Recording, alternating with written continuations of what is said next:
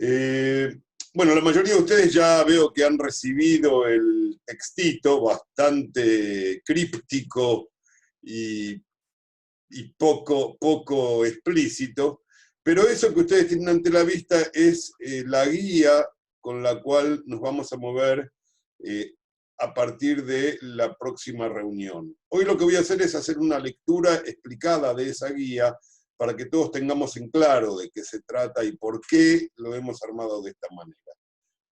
Bueno, entre otras desgracias que tiene la Argentina, yo soy geógrafo. Y como geógrafo tengo una cierta idea más clara académicamente que el común de los argentinos de lo que se entiende por geopolítica. Y les voy a ser muy franco. Yo creo que nosotros los argentinos como argentinos no podemos tener una geopolítica propia. Porque la geopolítica es en realidad un privilegio de las naciones constituidas con capacidad material y disposición espiritual para conquistar el planeta. Eso es la geopolítica.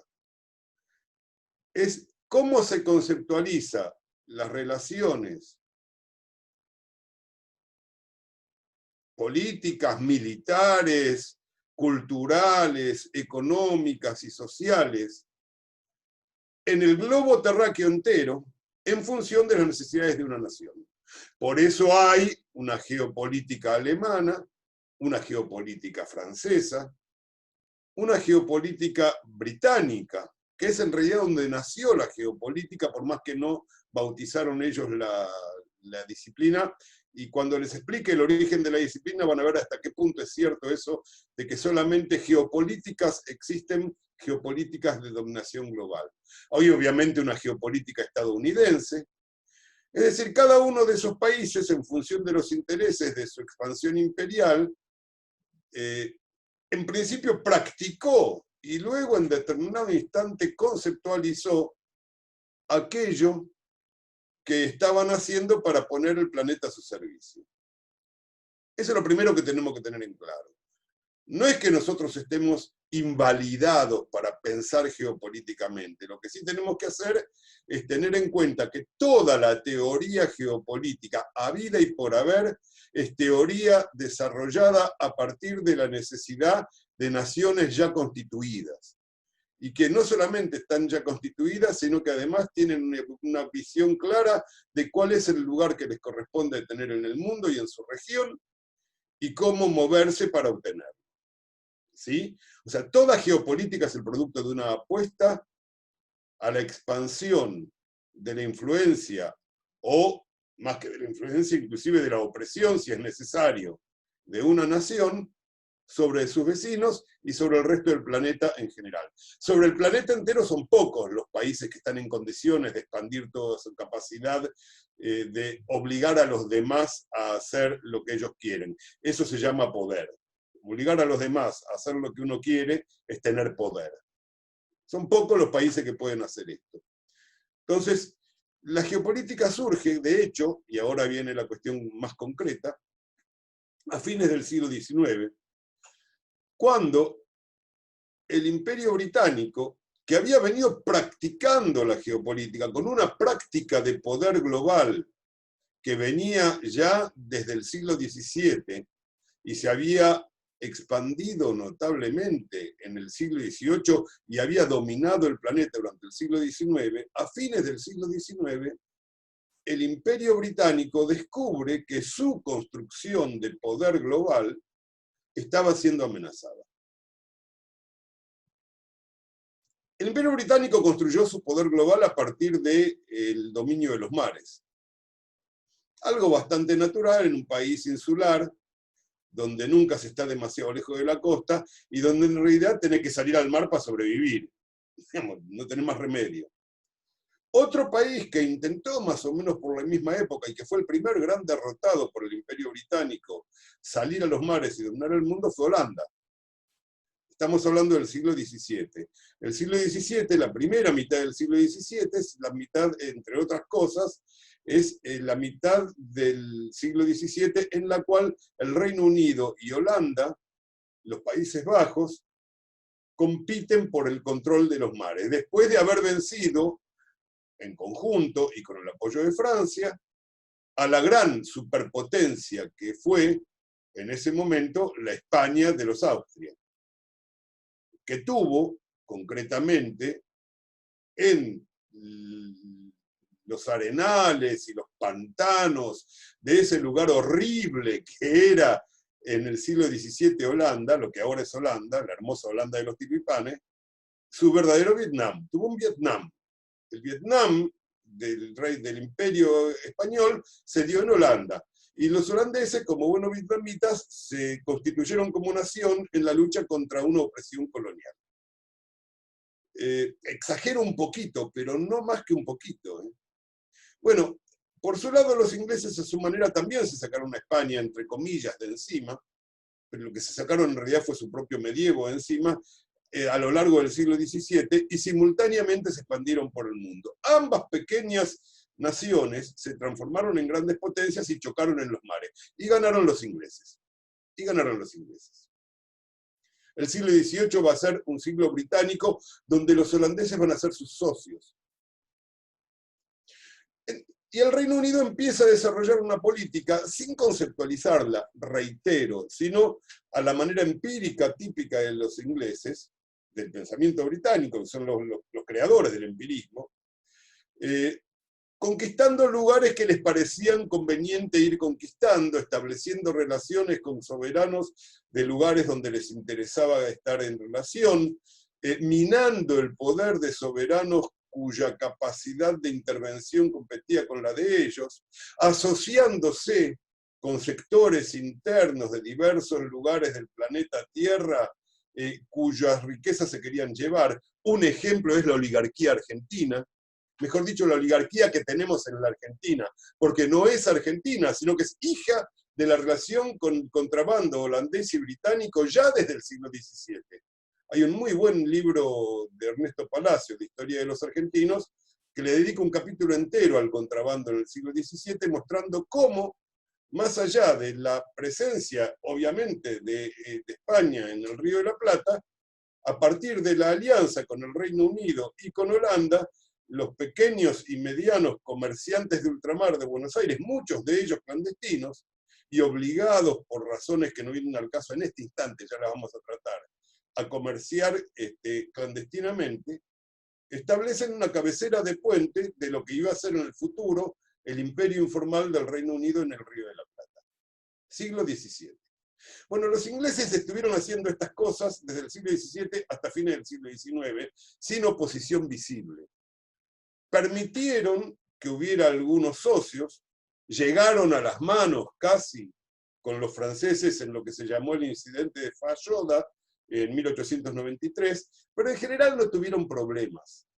Se conquistaron la India y se hicieron amigos de los señores feudales del Golfo Pérsico, minaron el poder del poder otomano, conquistaron colonias en Adén, le cortaron los pulgares a los tejedores de la India para poder inundar la India con sus propias telas. Repito, le cortaron los pulgares a los tejedores de la India, pusieron plantaciones de té en Bengala, pusieron plantaciones de opio en la India, le impusieron el opio a la China en dos guerras terribles financiadas por un conocido nuestro, el HSBC,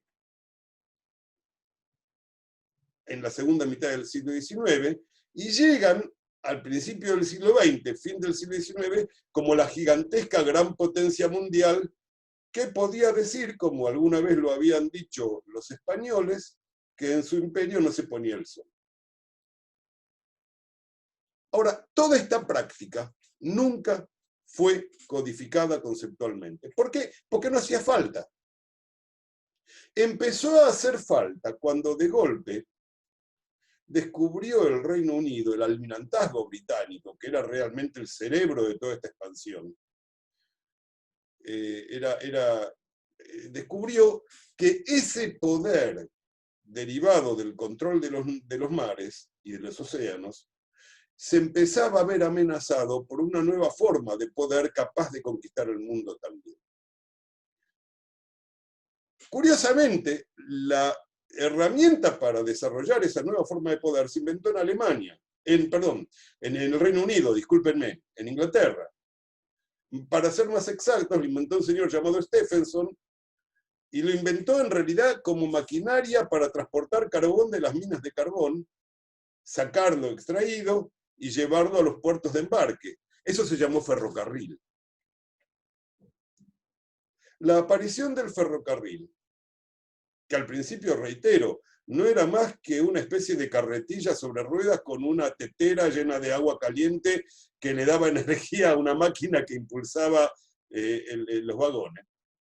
La aparición del ferrocarril, a medida que se fue expandiendo, y los primeros impulsores del ferrocarril fueron los ingleses, se transformó de golpe, hacia fines del siglo XIX, en la última década del siglo XIX, en una peligrosísima competencia potencial para la dominación global británica sobre el resto del planeta. Cuando digo el resto del planeta, quiero ser claro. Salvo en el caso del Río de la Plata y algunas posiciones que ya vamos a ver más adelante en la zona del Caribe, el Reino Unido admitía que América del Sur era zona de influencia de Estados Unidos. ¿Sí? Porque Estados Unidos quedaba afuera de ese resto del planeta. Estaba por un lado el mundo británico y por el otro lado la isla estadounidense. ¿Sí? Que estaba rodeada por océano por ambos lados, y que después vamos a hablar un poquitito, penitas, sobre cuál era la teoría con la cual enfrentó Estados Unidos la teoría que ahora vamos a hablar que salió en el Reino Unido. La presencia del ferrocarril en Europa y su expansión hacia el este se convertía en un enorme peligro para la dominación mundial del Reino Unido. ¿Por qué? Porque los barcos vencían a los ejércitos de tierra y también en el comercio eran más prácticos que las caravanas por tierra de carretas, de diligencias, de lo que sea, porque eran más rápidos y con mayor capacidad de carga. El ferrocarril invierte la ecuación. El ferrocarril va más rápido que el barco y tiene mayor capacidad de carga a medida que se desarrolla. La expansión de las redes de Europa hacia el este le presentaban al Reino Unido un competidor muy peligroso para el poder militar basado en la expansión marítima. ¿Hasta acá me siguen? ¿Vamos bien? Muy bien.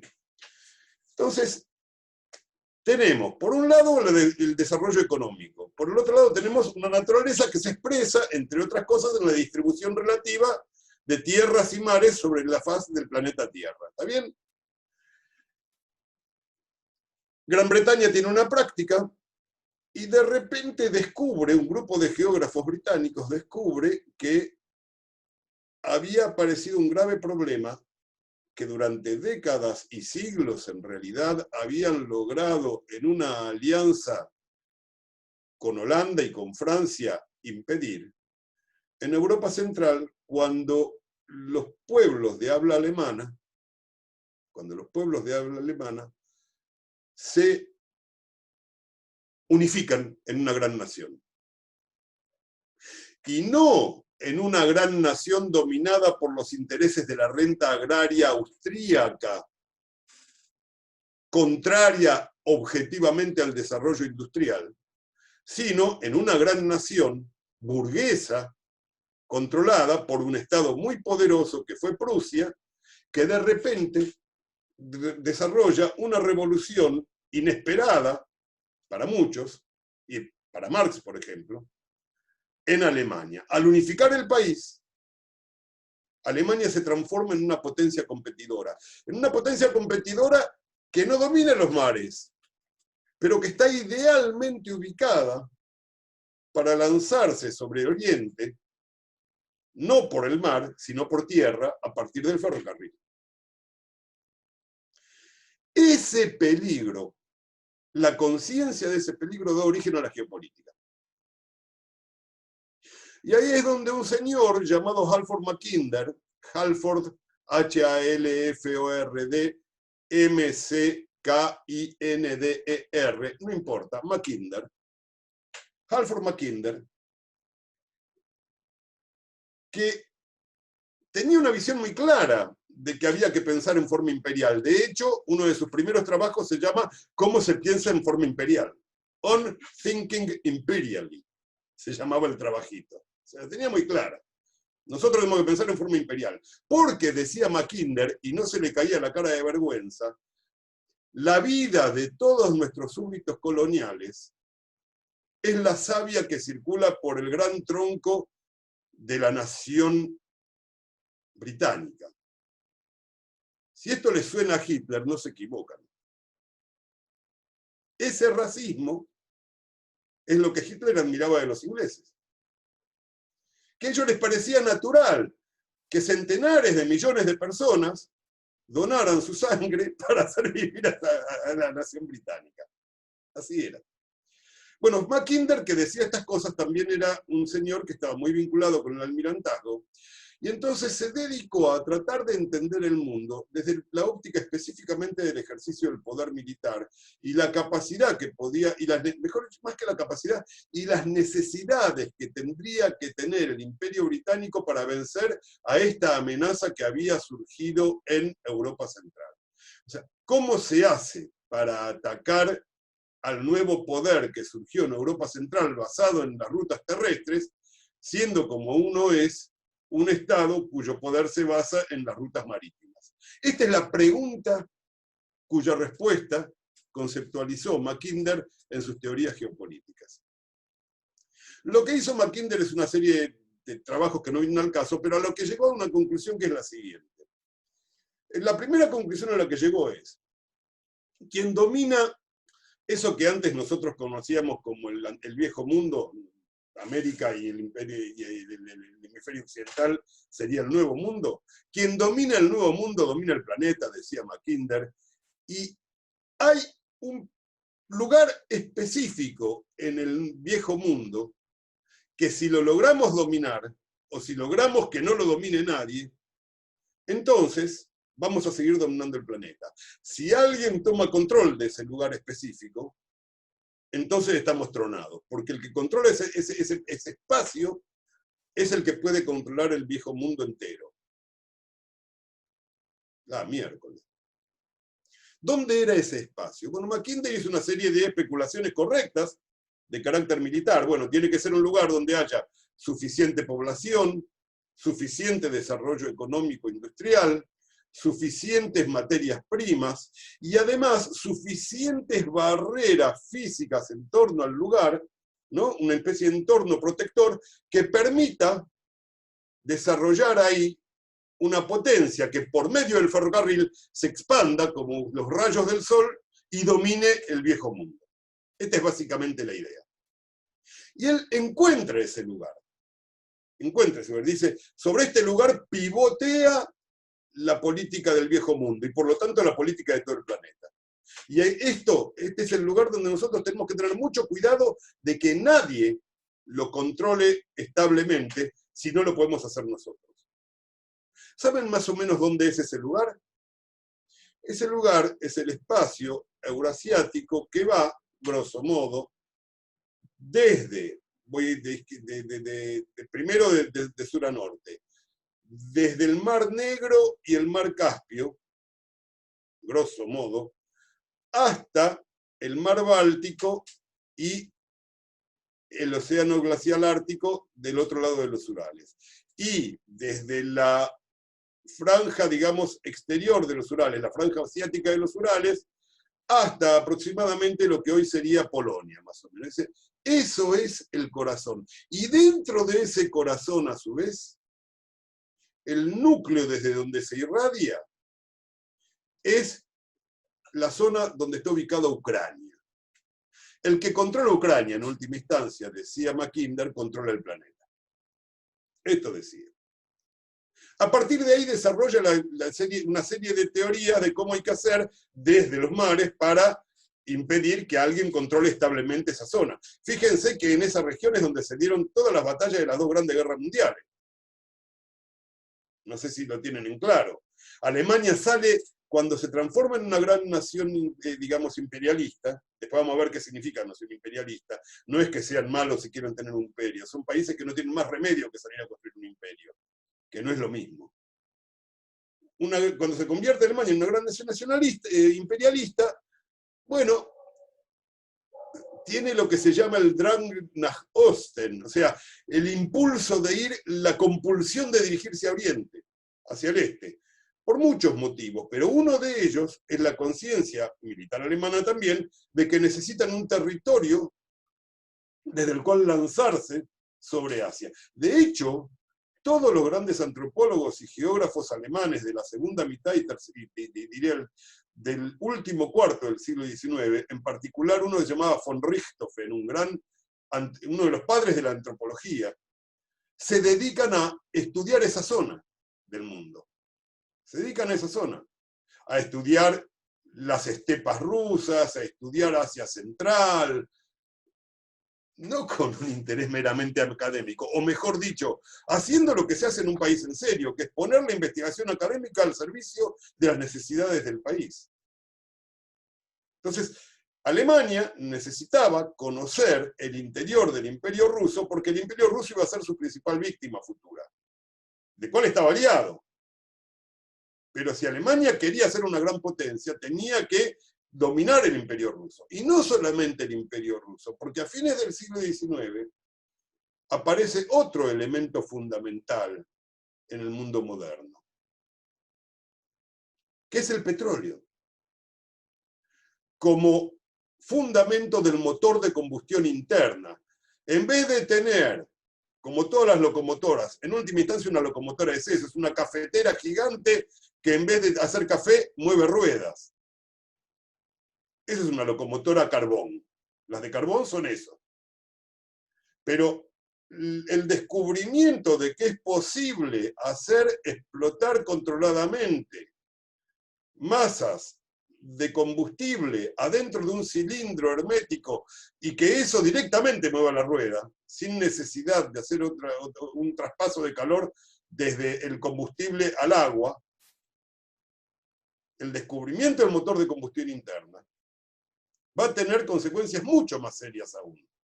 Porque así como esa maquinaria que para lo único que servía era para transportar carbón de la mina al puerto, dio vuelta al mundo, este otro motor, que ya estaba en un mundo donde todo el mundo pensaba en controlar el planeta entero, de movida nomás, se convirtió en el punto de partida de una nueva posibilidad de expansión global. La geopolítica norteamericana era muy simple. La geopolítica norteamericana era, nosotros no podemos tolerar que América Latina se unifique, por un lado, y por el otro lado, y había un almirante que explicó por qué, no podemos tolerar que haya una estación carbonera extranjera en el mar a menos de 5.000 millas de distancia, creo, 3.000 millas de distancia de la costa estadounidense. O sea, controlamos el Océano Pacífico y América Latina la dejamos balcanizada y nos metemos en el Caribe. Básicamente esa era la brutal geopolítica norteamericana. Y no nos metemos en los problemas de Europa. No nos metemos en los problemas de Europa, no es nuestro problema. ¿Sí? Esta era la idea de los yanquis. Pero la llegada del petróleo modifica las cosas. La llegada de los motores diésel en particular modifica las cosas. Porque empieza a darse la posibilidad de que haya navíos comerciales y de guerra que no dependan ni de los vientos ni del carbón, sino del combustible que llevan adentro en cantidad suficiente para recorrer el mundo entero, probablemente. Es más, desde el punto de vista militar, la aparición del motor de combustión interna y la aparición de otra fuente de energía, que es la electricidad, que es de la misma época, empieza a hacer pensar en la posibilidad de mandar por largas trayectorias naves por abajo de las aguas del mar, o las aguas donde sea, el submarino. también es un invento de fines del siglo XIX, más bien de principios del siglo XX, pero todas las bases técnicas se establecen ahí. Y además, para completar, los alemanes, más los alemanes que los ingleses, aunque los ingleses también la estaban desarrollando, desarrollan toda una estructura industrial mundial moderna a partir del acero. La tríada acero, electricidad y petróleo transforman el panorama del poder mundial. La nación que se había hecho dueña del mundo a partir de los vientos y del carbón encuentra competencias duras y peligrosas. Y a partir de ahí conceptualiza la geopolítica, es decir, sintetiza la economía, la naturaleza y el conflicto y se da una conceptualización de para dónde tiene que ir.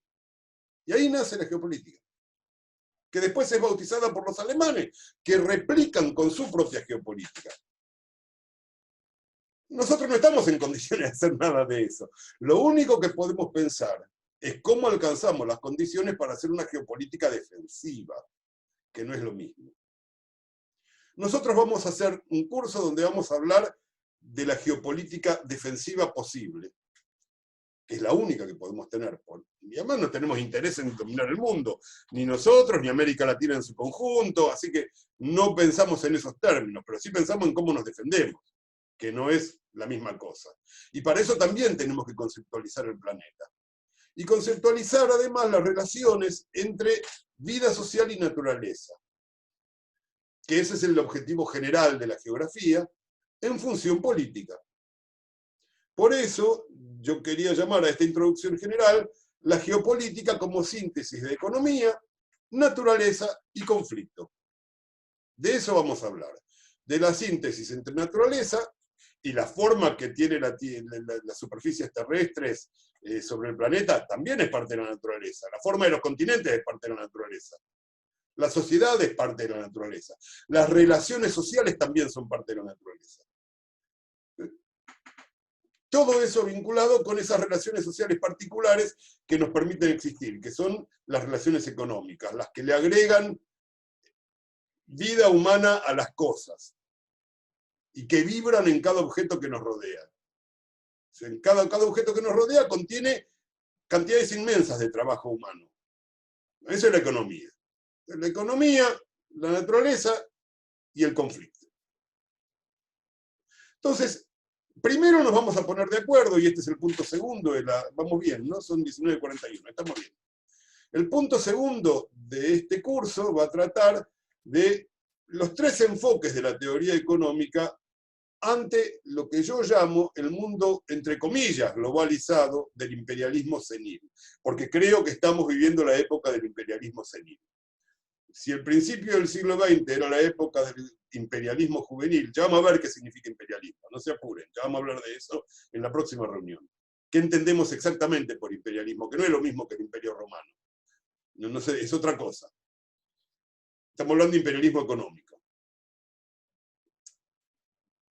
Este imperialismo, estamos viviendo en la época senil del imperialismo, lo vamos a ir viendo a lo largo del curso. Y ese imperialismo está, entre comillas, globalizado, porque en realidad la globalización no es un fenómeno natural, es un fenómeno histórico y social, por lo tanto, ya vamos mal cuando le decimos globalización. Hay globalizadores y globalizados. Y está globalizado entre comillas, porque los globalizadores no han logrado englobar a todo el planeta. Aunque les han quedado algunas cosas afuera, y estas cosas les presentan graves problemas, que, lo veremos a lo largo del curso, para nosotros, como latinoamericanos, como rioplatenses, como argentinos, podemos usarlas como ventaja geopolítica. Entonces, primero vamos a ver bien qué son esos tres enfoques que tiene la teoría económica ante el mundo, para entender cuáles son las fuerzas en juego, dónde está el conflicto central del mundo contemporáneo. Y vamos a ver rápidamente las tres maneras de entender a las fuerzas en juego. Si es la oferta la que mueve la economía, si es la demanda la que mueve la economía, o, como creemos, bueno, como creo yo y como creen los marxistas, la producción. ¿no? O sea, vamos a ver, esto lo vamos a ver en la próxima clase, vamos a ver cómo es esta historia y las consecuencias que tiene geopolíticamente pensar las cosas de cada una de estas maneras. No es una cuestión baladí, que uno elige a pensar la economía de determinada manera para pensar la visión del mundo de otra manera. O sea, se producen problemas, choques entre un pensamiento económico, por ejemplo, ofertista, y la liberación nacional. Es muy difícil ser neoliberal y al mismo tiempo estar de acuerdo con la liberación nacional. Para dar un ejemplo, vamos a hablarlo la próxima vez. Porque la liberación nacional ya implica una concepción geopolítica ajena al problema de la oferta. Pero eso lo vamos a hablar la próxima. Después, vamos a hablar de cómo se da el capitalismo contemporáneo, porque ahí es donde está el conflicto. Ahora vamos a hablar del escenario del conflicto, que es las cadenas mundiales de valor y la hegemonía del sector especulativo en la economía. Ahí vamos a explicar por qué creo yo que estamos en la etapa senil del imperialismo. Eso lo vamos a ver en la tercera clase, no en la que viene, sino en la otra. Vamos a hablar de cómo ya se ha integrado de tal manera la producción a nivel planetario que en realidad no existe un solo objeto prácticamente material con el cual podamos hacer nuestras vidas que no contenga un componente, en algunos casos mayor, en algunos casos menor, pero siempre algún componente de trabajo oriundo de otro lugar del planeta. Los chips se hacen en muy pocos lugares del planeta. Y hoy en día no hay máquina industrial que no tenga un chip adentro. Hay, pero son pocas, digamos. O sea que ya de movida, cuando con trigo argentino, trabajo argentino, maquinaria hecha en la Argentina, camiones hechos acá, negocios con mostradores hechos aquí, cuando ahí compramos un paquete de fideos, hacemos un paquete de fideos, adentro de ese fideo hay una partícula de trabajo humano en la China, donde se hacen los chips. O sea, los chinos están hasta en los fideos. Para dar un ejemplo, hay más, digamos, pero es un ejemplo. Eso lo vamos a ver. Eso se llama las cadenas mundiales de valor. Nada se arma en un solo lugar ahora, no puede ser, eso ya no existe más.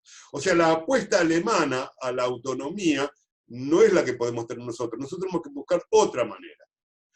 Y el otro tema es la hegemonía del sector especulativo. En la tercera clase vamos a ver cómo, por lo menos visto desde el lado de quienes creemos que el corazón de la economía es la producción, es decir, la tradición clásica de la economía política de Adam Smith, de David Ricardo, de Marx y Engels. Los que estamos en la tradición clásica de la economía tenemos una explicación muy concreta y simple de por qué es inevitable la financiarización de la economía bajo las condiciones del capitalismo senil. Después veremos cómo se resuelve el problema. Pero nosotros, para nuestra geopolítica de defensiva, vamos a tener problemas ahí y lo vamos a hablar. Después vamos a saltar directamente de la economía a la naturaleza. Decíamos, economía, naturaleza y conflicto. Y entonces el punto 4, que ustedes deben tener ahí en el programa, habla de la ecología de las pandemias contemporáneas. ¿Qué son las pandemias contemporáneas?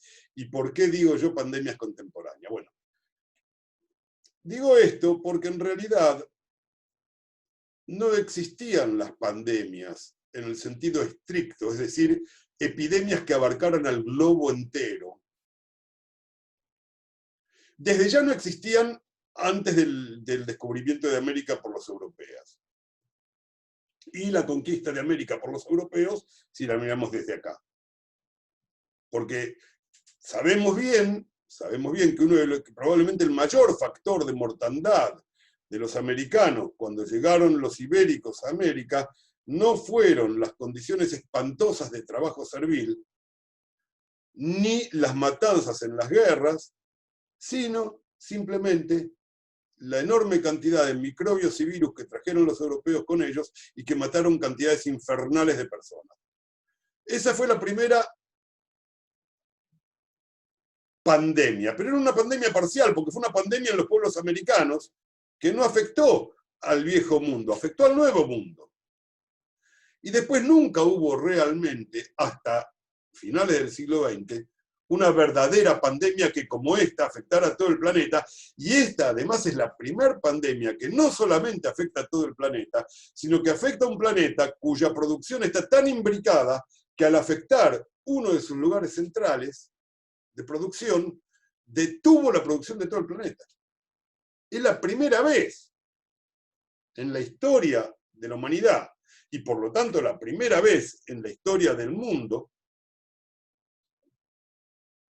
que un objeto, y cuando digo objeto lo digo a propósito, una cosa ajena a la sociedad, producida por la selección natural, que se mete a interactuar con la sociedad, paraliza la producción de todo el globo. Es la primera vez. Estamos viviendo un momento histórico terrible. Los momentos históricos son siempre terribles. Los chinos tienen un dicho que a mí me encanta. Los chinos dicen, ojalá te toquen vivir tiempos interesantes. Y lo dicen como una maldición. Estamos viviendo tiempos interesantes. Estamos viviendo no solo la primera pandemia, en sentido de que abarca simultáneamente al planeta entero, sino que además estamos viviendo la primera pandemia que logra paralizar la producción del planeta entero. Ahora, ambas cosas están interconectadas. Por eso es que tenemos que entender la economía de las pandemias contemporáneas, las verdaderas pandemias, que esta es la primera. No tiene por qué ser la última. Ya eso lo veremos más adelante, lo veremos cuando lleguemos a la cuarta clase. Porque acá lo que tenemos que analizar es la relación entre dos componentes del mundo natural. Se suele separar a la sociedad de la naturaleza, así como se suele separar al cuerpo del alma. Bueno, es un error para mí. La sociedad es parte de la naturaleza, una parte muy particular, pero es parte de la naturaleza. Ahora, su relación con el resto de la naturaleza es una cosa que tenemos que estudiar para entender lo que yo puse ahí, la relación entre la sociedad, entre su entorno rústico y silvestre, cómo se combinan, para entender por qué se dio justo ahora que un virus paralizara la producción mundial. Porque estos virus existían de antes ya. Existían de antes. De hecho, hubo en el sudeste asiático una epidemia de COVID hace pocos años que afectó únicamente al sudeste asiático. La detuvieron ahí. Ahora paró al planeta. Cuando vino la otra, era un bicho muy parecido a este de ahora. Si ese bicho hubiera salido ahora de los bosques, se hubiera metido a través de un murciélago que alguien se quiso comer, fue así. En el ecosistema social de la humanidad, si esa primera versión, que fue la versión de lo que se llama como la epidemia de SARS, S-A-R-S, se hubiera dado en las condiciones de hoy, esa hubiera sido la primera pandemia global. Esta es la segunda epidemia de SARS. Es el mismo virus prácticamente, con algunos pequeños cambios, es el mismo virus. Entre otras cosas, por eso la vacuna va a salir bastante rápido. Porque ya había vacunas para el SARS, por lo tanto va a haber vacunas para el SARS-2. Sabemos que va a haber. Ahora, mientras no la haya, estamos jodidos. No por el pobre virus, que pobre le tocó juntarse con nosotros a destiempo. Digamos, la verdad, es un villano porque le tocó un mal momento para juntarse con nosotros. La verdad es que otro virus parecido hubiera hecho lo mismo en las condiciones económicas y sociales de la actualidad. Eso lo vamos a ver también cuando hablemos del punto 4. El punto quinto es cómo responde el orden establecido a este hecho. ¿Cómo es qué respuesta, no natural, pero qué respuesta, yo diría, automática casi, da el capital financiero a esta amenaza? Ya después, antes habremos explicado de qué se trata el capital financiero, que no es lo mismo que el capital bancario o el capital bursátil. Esto vayamos sabiéndolo de antemano. Ya vamos a entender qué significa capital financiero. Es algo más complejo y más terrible y peligroso. Pero ya lo vamos a ver más adelante. Digo, ¿cómo responde el capital financiero, que es el verdadero basamento del imperialismo, a esta amenaza externa? Bueno, ya lo vamos a ver específicamente en el punto 5. Y vamos a ver en el punto 6 cómo puede haber otra forma de responder. Y cómo de hecho, no solamente puede haber, sino que en este instante, mientras estamos dando este curso, en el otro lado del planeta, donde ahora es de día, donde son las 8 de la mañana, están dando una respuesta diametralmente opuesta a la que da el capital financiero. La respuesta del capital financiero básicamente es la de Bolsonaro, para decirlo brutalmente. ¿Sí? Hay otra respuesta distinta que tiene que ver con las dos formas de planificación de la economía contemporánea, porque la economía contemporánea, aún la de los países más partidarios de la libertad de los mercados, está fuertemente planificada. Es una planificación inconsciente, porque los seres humanos son servidores de una fuerza que ellos han creado y que los ha atrapado, pero que planifica de un modo difuso. Eso lo vamos a ver. Y del otro lado hay una planificación centralizada, que para los que vivimos bajo el modo difuso de planificación, parece antidemocrática, cuando tiene la virtud de que está muy claro qué es lo que hay que hacer y qué es lo que se hace, mientras que la otra te la planifican a tus espaldas y vos no te enterás. O sea, lo que se llama democracia, en el mundo contemporáneo, donde todo está dado vuelta, lo que se llama democracia, en realidad, es que te planifican la vida personas e intereses que vos ni siquiera sabés qué es lo que están pensando de hacerte para hacer con vos.